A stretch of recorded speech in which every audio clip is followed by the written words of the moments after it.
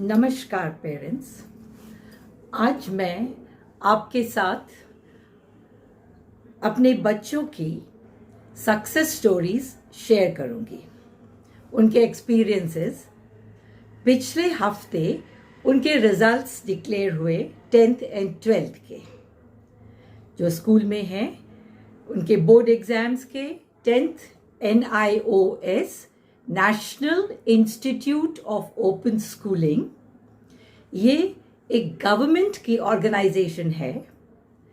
जैसे CBSE board, ICSE state board, उसी तरह डिस्टेंट एजुकेशन के लिए NIOS national institute of open schooling, यहाँ से बच्चे 10th और 12th करते हैं। लास्ट वीक इनके रिजल्ट्स डिक्लेयर हुए एंड हम ऑलमोस्ट 12 से 13 बच्चे दोनों मिला के 10th और 12th में क्लियर हुए। पेरेंट्स, आपको जान के खुशी होगी कि ये बच्चे हमारे साथ पिछले कई सालों से, अधिकतर बच्चे बचपन से ही हमारे साथ जुड़ गए थे। जब बचपन में ये आए थे, मे बी 2 साल 3 साल, कुछ बच्चे हैं जो चलना भी नहीं जानते थे, उस अवस्था में हमारे पास आए थे। उस समय उनका पूरा जो इंटरवेंशन है, right from social, physical, mental, सारा काम यहाँ किया जाता था।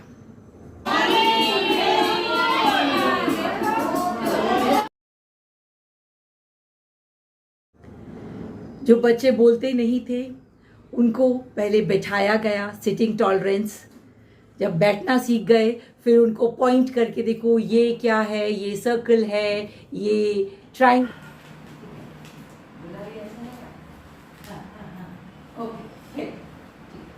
है। पॉइंटिंग करके उनको चीज़ें दिखाई जाती थी, जिससे उनको वोकैबुलरी, शब्द आते थे।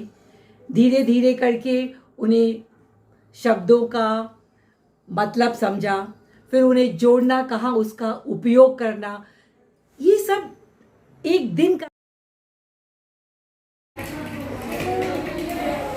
चलो चलो चलो, बॉल मारेंगे।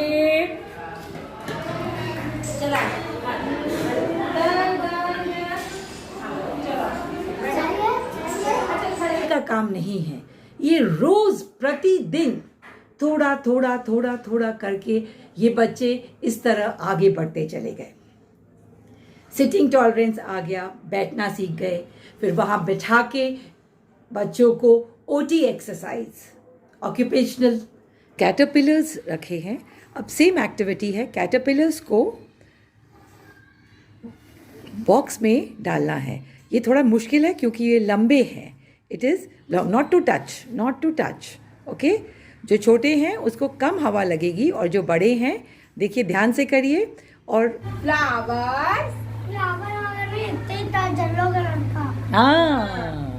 थेरेपी, जिसको हम बोलते हैं दोनों, ग्रॉस मोटर, जो चलना कूदना,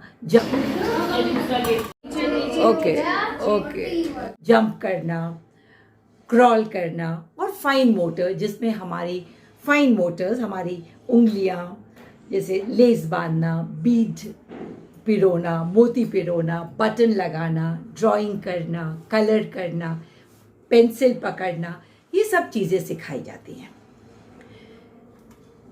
इसके बाद this is the OT exercises is for अपनी बॉडी और ब्रेन को एक कोऑर्डिनेशन में लाने के लिए हम ये एक्सरसाइज करवाते हैं।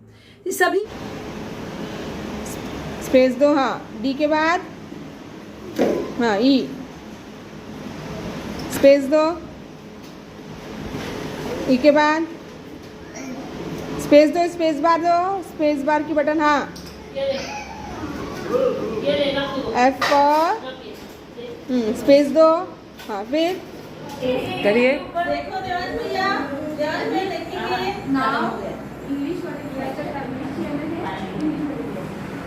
सभी बच्चे अपने नियमित माइलस्टोन से काफ़ी पीछे रहते हैं।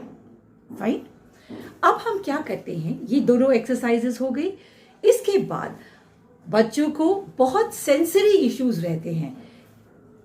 कुछ बच्चे हैं जिन्हें बहुत आवाज़ टॉलरेट नहीं होती है, या कुछ बच्चे आइए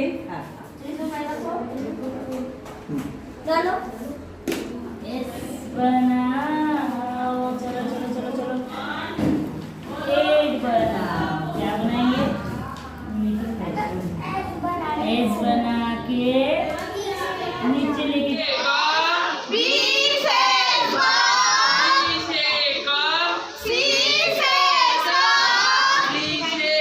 हैं जिन्हें बहुत आवाज़ अच्छी लगती है।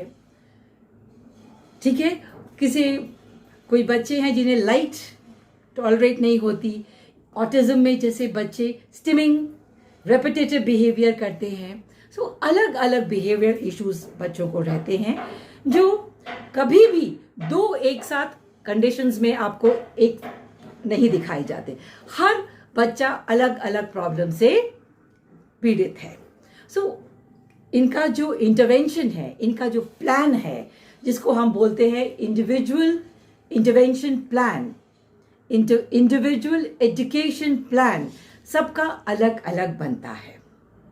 और इसके बाद सेंसरी इश्यूज को डील करने के लिए we have sensory integration therapies, various therapies. बच्चे इस थेरेपी से गुजरते हैं, और ये थेरेपीज सालों साल तक बच्चे स्कूल में ही करते हैं, कहीं अलग नहीं जाते हैं। स्कूल 3 मंजिला है, हर एक फ्लोर पर एक ओटी विंग है, एक स्पीच विंग है, एक स्कोलास्टिक जहाँ बच्चों को पढ़ाया जाता है। और इस तरह से जहाँ जो जो बच्चों को प्रॉब्लम्स आती जाती हैं, बच्चे उस फील्ड में या उस एरिया में उनके ऊपर काम किया जाता है। फिर साउंड, अब बच्चों को फोनिक्स सिखाया जाता है, राइट फ्रॉम। अब हम बच्चों को ए सेज ए फॉर एप्पल नहीं सिखाते हैं। हम ए क्या बोलता है, ए सेज आ। हमने आवाज निकाली और हमने साथ में हमारा मुंह कैसे खुला, आ, एक्शन भी कर दिया, ah. Our children are visual learners, वो देख के अच्छा से सीखते हैं।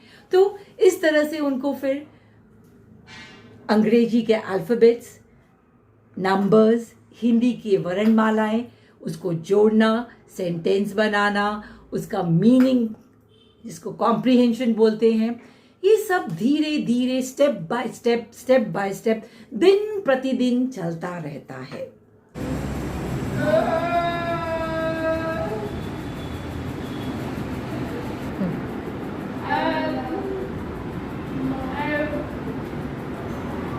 पेरेंट्स, ये छोटे छोटे एफर्ट्स हमारे बच्चे को बहुत महत्वपूर्ण कदम उनके सक्सेस स्टोरी के लिए बहुत आवश्यक हैं।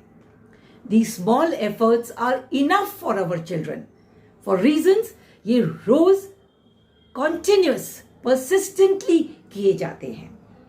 जब बच्चा इस लेवल पे आ जाता है कि अपने फोनिक्स की मदद से पढ़ना शुरू कर देता है, फिर फोनिक्स हर जगह नहीं लगता।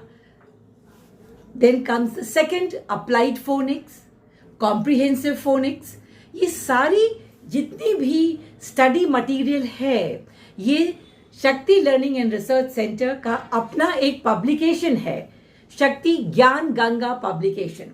इसकी किताबें हम लोग अपने बच्चों को, जो किताबें यूज होती हैं वो इसी पब्लिकेशन से बच्चों को दिलवाई जाती हैं, प्रोवाइड की जाती हैं, free of cost. We don't charge anything for the books.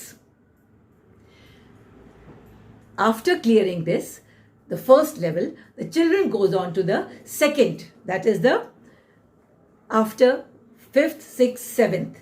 यहाँ पर बच्चों को हम थोड़ा सा कॉम्प्लेक्स जो पैराग्राफ्स हैं, कॉन्सेप्ट्स हैं, वो सिखाए जाते हैं। Along with it the functional academics, बच्चे को पैसे का हिसाब किताब, दुकान पे गए, पैसा कैसे, सपोज 2 रुपए का सामान खरीदा तो कितना पैसा देंगे, आपके पास 5 रुपए भी हैं, 10 रुपए भी हैं, 20 रुपए भी हैं, 25 भी हैं, 50 है, तो बच्चे को मालूम होना चाहिए कि 2 रुपए का सामान खरीदा तो मैं 10 रुपए दे देता हूँ। इसी तरह हमने दुकानदार को 100 रुपए दिए और 70 रुपए का सामान खरीदा तो कितने वापस करेगा, इसकी जागरूकता। टाइम, समय देखना, और इसके साथ हमें अंदाज लगाना कि यदि मैं यहाँ से स्टेशन जा रही हूँ, उसका डिस्टेंस 10 किलोमीटर है, तो मेरे को अंदाज़ा कितना समय लगेगा। पेरेंट्स, बोलने की बात बहुत सरल लग रही है हमारे लिए कि ये बहुत सरल है, लेकिन हमारे बच्चों को अप्रॉक्सीमेशन, अंदाज़ा, पैसे का हिसाब किताब, समय देखना, इसका जानकारी देना एक बहुत बड़ी चुनौती है, और हमारे बच्चे ये बेखूबी बहुत अच्छे से सीखते हैं।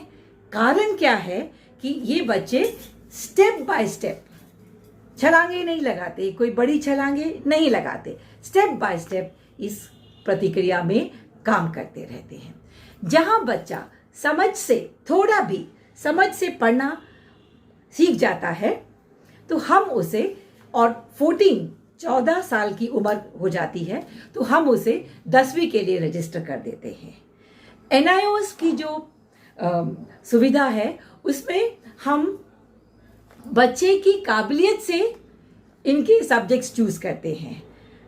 सब्जेक्ट्स क्या रहते हैं? No vocational subjects, all academics.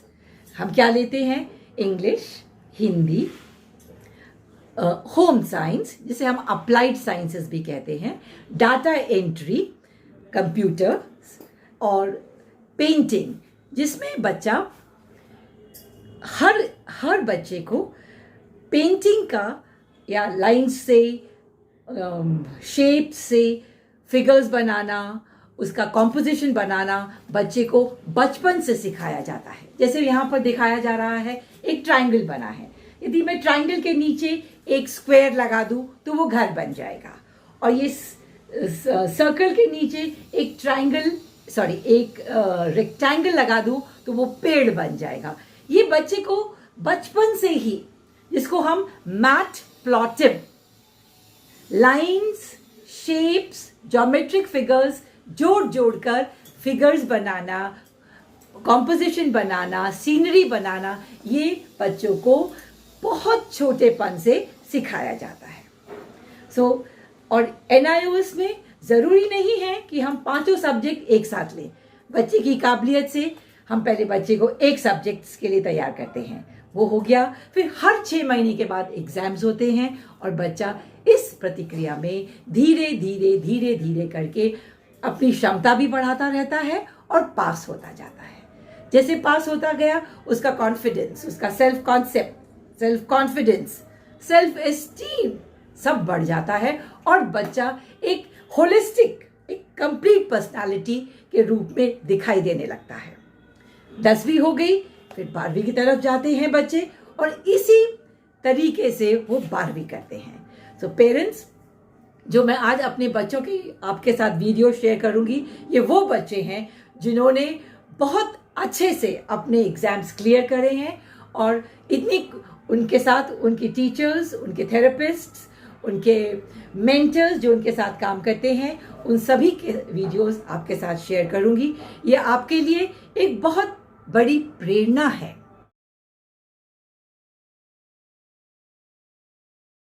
Mentors जो उनके साथ काम करते हैं, उन सभी के वीडियोस आपके साथ शेयर करूंगी। ये आपके लिए एक बहुत बड़ी प्रेरणा है। Okay parents, that's all for today. विजय भव, तथा अस्तु, गुड डे, नमस्कार।